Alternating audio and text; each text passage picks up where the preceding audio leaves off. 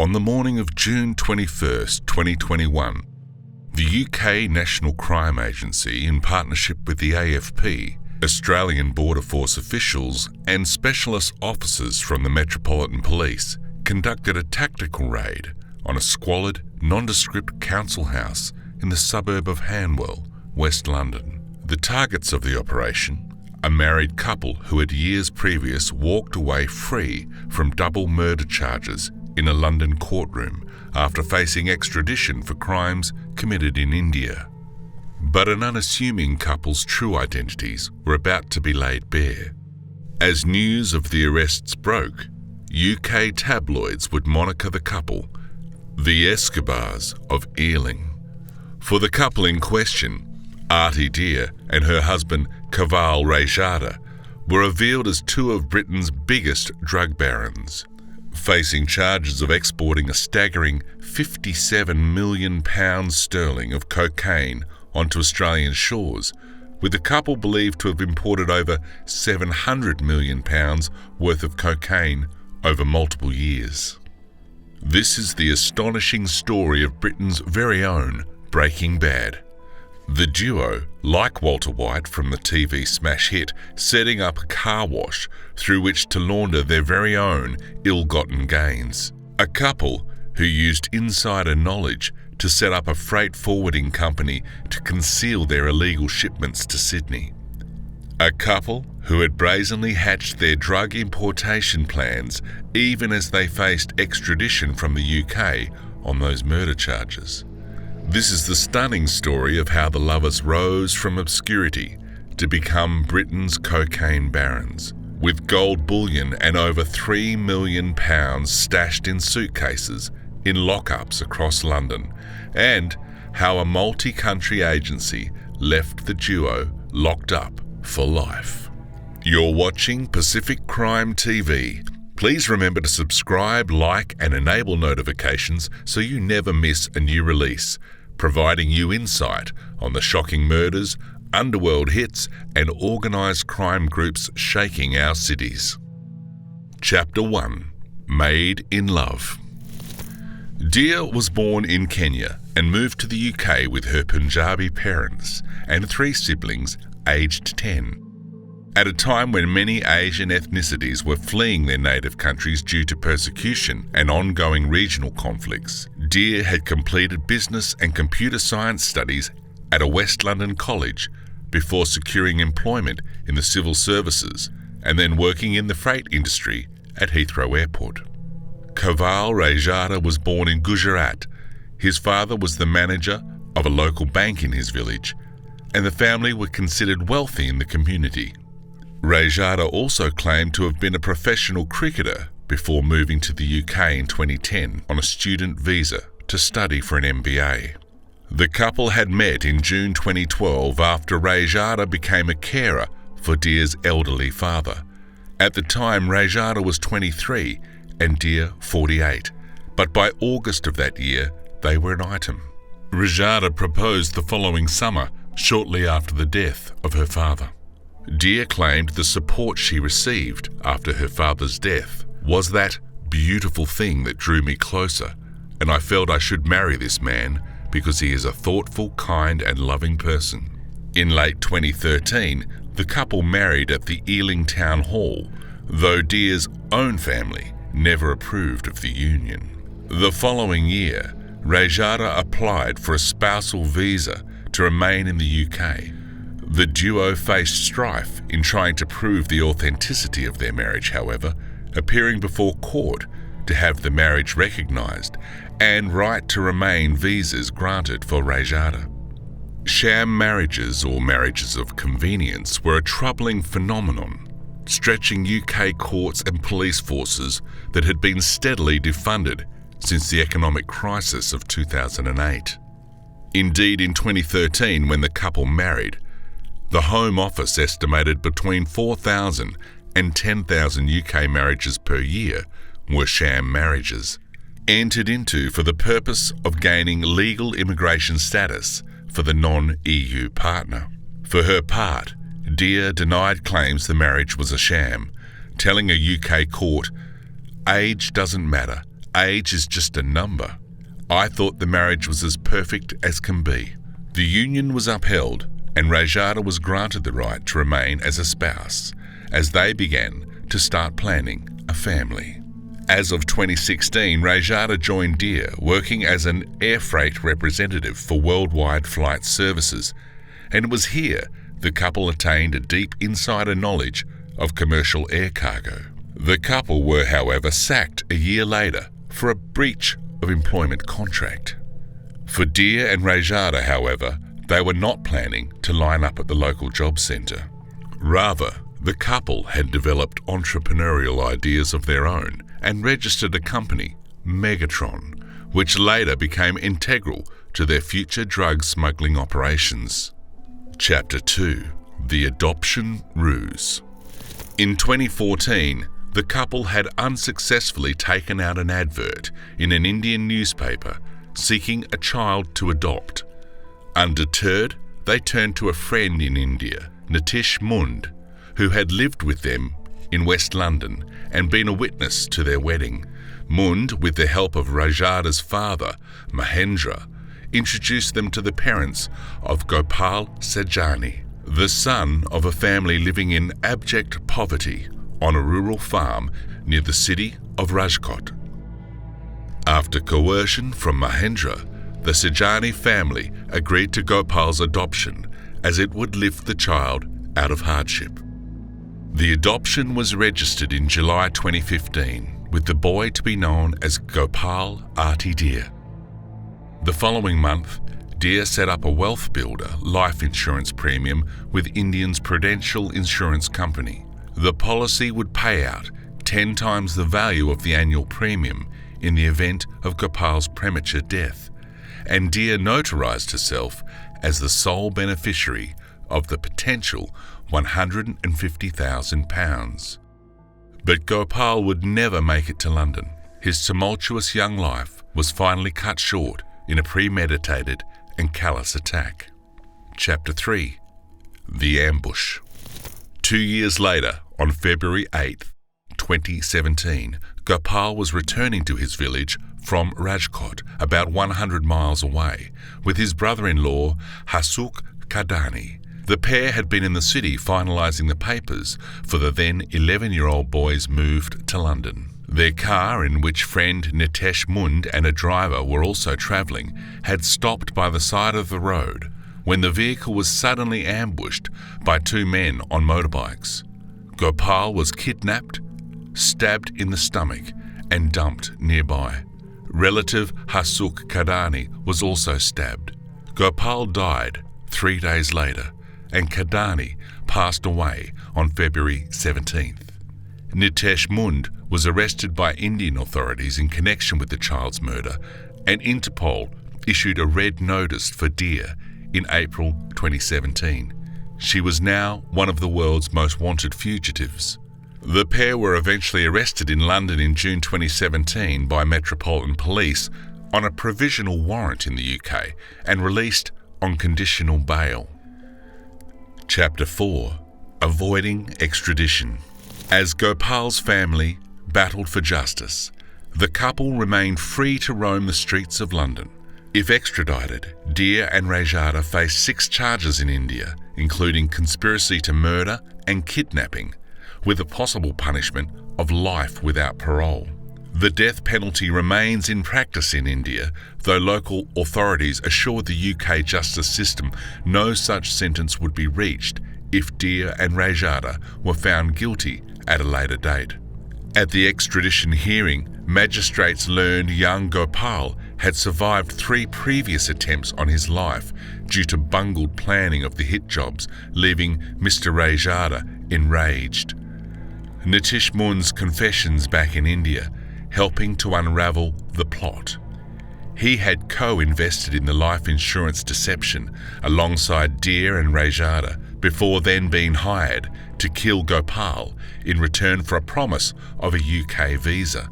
It transpired the conspirators had paid 500,000 Indian rupiah, equivalent to £4,600, to Rajpari Goswami, a contract killer, to execute Gopal.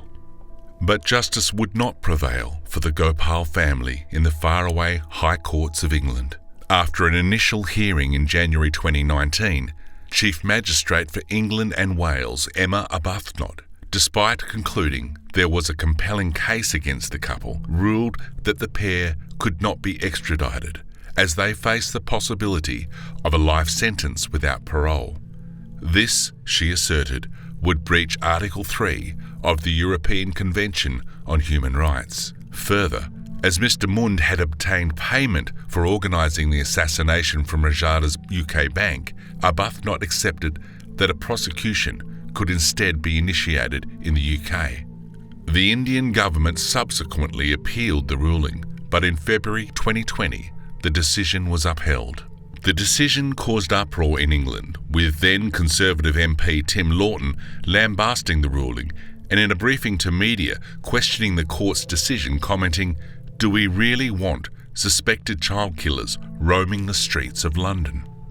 Alas, no subsequent charges were ever brought against the couple or the conspirators in the UK and India. Leaving the final hearing at the Court of Appeal in 2020, Deer and Rajada, sporting matching aviator sunglasses, laughed as they refused to answer questions from reporters. The pair had gotten away with murder. Unbeknownst to police, by now the duo were also running an international cocaine smuggling operation, sending consignments on commercial flight routes, netting the duo millions.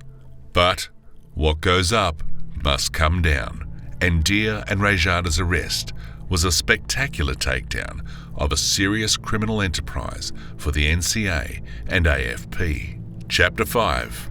Taking Flight. Deer and Rajada's cocaine smuggling enterprise began in June 2019. The company, Megatron, the couple had incorporated in the UK in June 2015, commenced trading as Vifly Freight Services, as a freight agency. The couple had forged the signature of a mutual friend, Pankaj Patel, to pretend he owned the company, despite him having already left England. A Romanian cleaner, Tatiana Pavelaki, with whom Mr. Rajada was enjoying an affair, was also listed as a director of the illegal export business. All told, only Deer and Rajada truly knew that Vifly was a front company to smuggle drugs outbound on commercial flights from Heathrow. Using their industry knowledge, the couple bypassed airport security by forging documents used by the Civil Aviation Authority, identifying cargo and invoices had been inspected and certified. But after a series of undetected consignments reached Australian shores, the net started closing in on May 15, 2021, when Australian Border Force officers at Sydney Airport intercepted a shipment arriving on a commercial flight from the UK, containing 6 distinctive metal toolboxes. Inside, the boxes contained 568 kilograms of between 75 and 87% purity cocaine, divided into 514 blocks of roughly 1 kilogram each. The wholesale value was about £57 million, or about 4 times the value which could be made in the UK. Australia has long recorded one of the highest rates of meth abuse in the world. But over the last 20 years, Australians have developed an insatiable appetite for overpriced and generally heavily diluted cocaine, meaning the exceptional purity of the couple's products could command a high premium on Sydney's streets.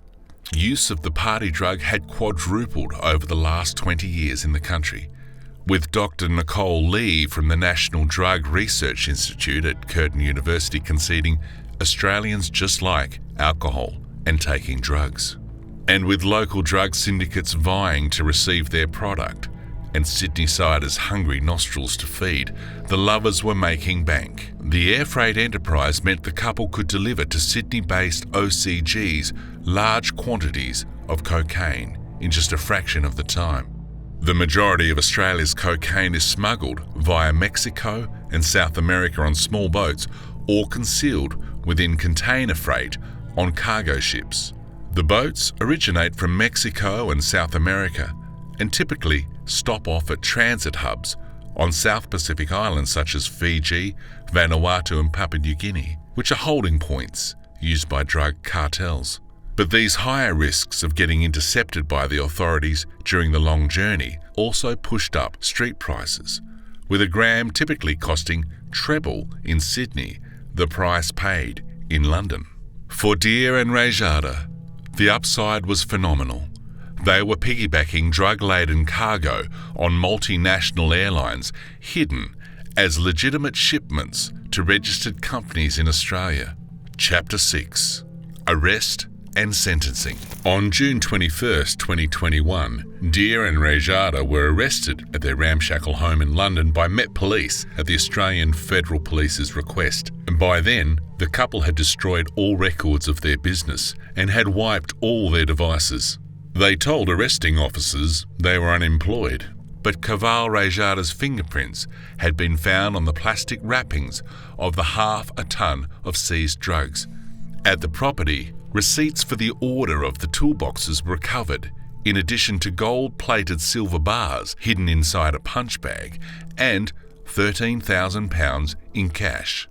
But Metropolitan Police knew that the haul was chump change from the couple's operation. Incredibly, the couple were bailed a month later, yet the shameless duo continued the smuggling operation even after their first arrest.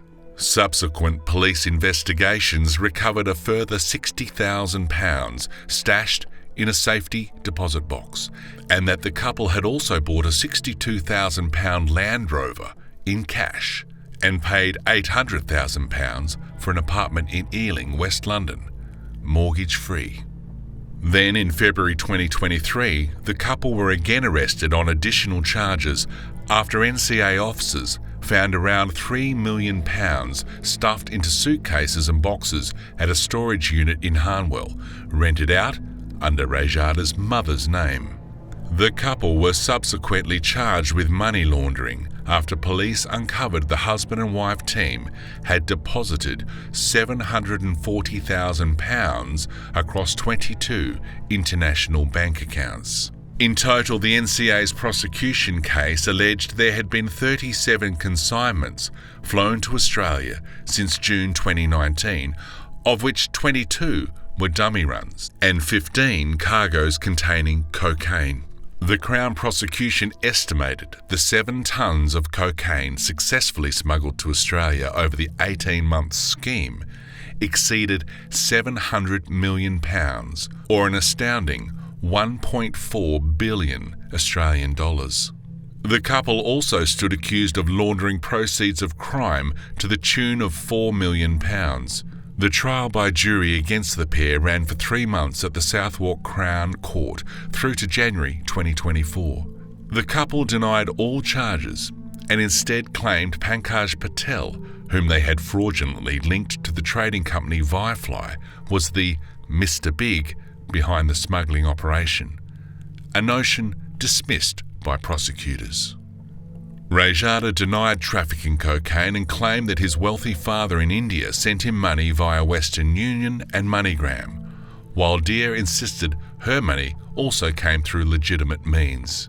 At trial, prosecutor Hugh French told Southwark Crown Court that the duo were very different from the average married couple. It was not the 25-year age gap that made them different. It was the fact that they were operating in the world of international organised crime. The Crown's case is that together they played a pivotal role in an operation which smuggled millions of pounds worth of cocaine out of the UK and into Australia. Providing insight to the means the couple went to keep their dirty money secret, prosecutor French added insight on how the couple used proceeds from the drugs enterprise to set up a car wash, which legitimately made a £70,000 profit, as he scorned the couple for using that car wash, just like in Breaking Bad, as a front to launder money. At trial, Rajada could not answer why his fingerprints were found on the seized drugs, nor why he had kept a USB stick containing specifications for the aluminium shipment boxes, identical to those used to transport the drugs to Australia. Meanwhile, defending Artie Deer against the allegations of involvement in a global cocaine smuggling ring, her lawyer, Kane Sharp, said it is highly improbable that Ms. Deer was high up the chain. Ms. Deer is a woman without any previous convictions or cautions to her name. Given her age, this submission should carry more weight than would otherwise be the case. On January 29, 2024, the jury unanimously found the couple guilty of 12 counts of exportation and 18 counts of money laundering. Both stood in the dock emotionless as the verdict was read. Passing sentencing remarks, Judge Edward Connell ripped into the couple as they were sentenced to 33 years each in jail, commenting, "You gave up legitimate, lawful work to engage in this criminal enterprise. Drugs are a menace to society. I have no doubt that you were motivated by greed. You both were doing jobs with modest incomes and you simply wanted more. You operated as a ruthless team, using your experience to make sure that your criminal plan was a success." Speaking on the trial's close, Andy Noyes, an NCA branch commander, said the estimate of the number of successful drug flights was conservative, noting, "This is quite possibly the largest ever air freight seizure of cocaine transported in this way." Commander of the New South Wales Police Force Organised Crime Squad, Detective Superintendent Peter Foe, echoed his UK counterpart's sentiments, commenting, "Serious and organised criminal networks often have no borders. The partnership between both authorities in Australia and abroad was the reason police stopped a sophisticated attempt at importing drugs via air freight into Australia. But as Deer and Rajada soul search on their failed ventures from the decrepit, overcrowded cells of His Majesty's Prison Service, a fight for justice goes on in rural India. The shattered family of Gopal Sejani, questioning if and when they will ever have justice for the loss of two invaluable lives from their home. Scrutiny too of the UK's legal justice system and how it permitted two alleged child murderers to evade justice in India, free to commit an orchestrated international drug syndicate from London, even after an initial arrest and charges. It remains to be seen if the criminal duo will ever face justice in India for the heinous crimes of which they are alleged. But what is for certain is the NCA is hell-bent on repossessing all the greedy pair's ill-gotten gains. And as Mike Emantrow famously quipped in the TV hit Breaking Bad, to which the couple's actions were likened, "We all make choices, and those choices put us on a road." The actions of Artie Deer and Kaval Rajada, forging them on a path to detention for the rest of their adult lives, some closure for the Gopal Sejani family 7 years after his premature death, as the full weight of the UK justice system finally came down on a duo who thought they could outsmart international law enforcement. Thanks for watching Pacific Crime TV. Please let us know in the comments what you think of the case and the video.